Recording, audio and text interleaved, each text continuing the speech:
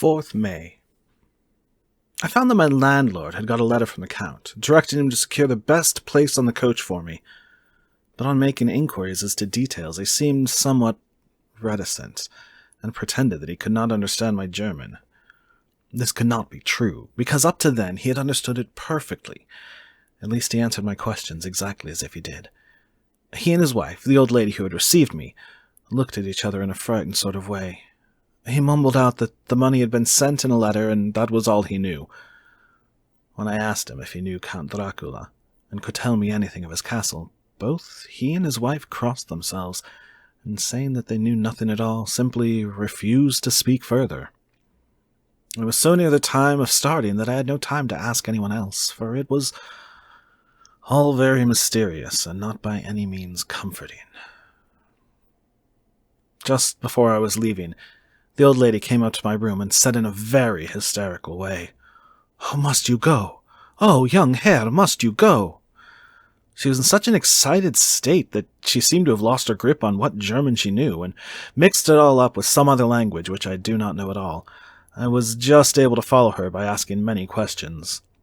When I told her that I must go at once, and that I was engaged on important business, she asked again, "Do you know what day it is?" I answered that it was the 4th of May.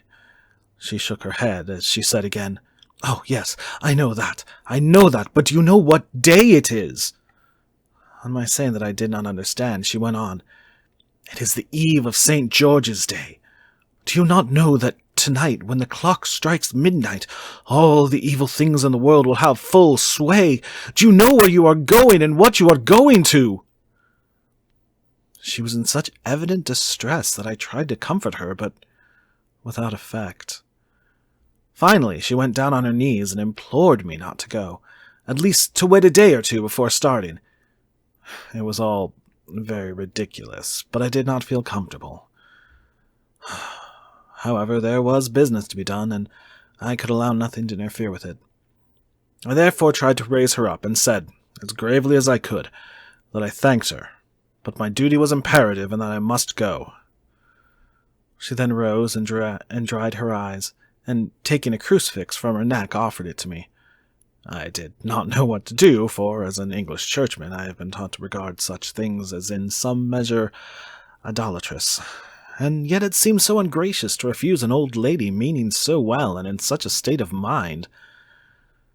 She saw, I suppose, the doubt in my face, for she put the rosary round my neck and said, "For your mother's sake," and went out of the room.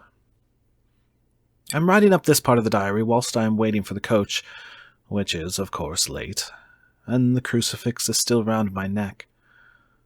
Whether it is the old lady's fear, or the many ghostly traditions of this place, or the crucifix itself, I do not know, but I am not feeling nearly as easy in my mind as usual.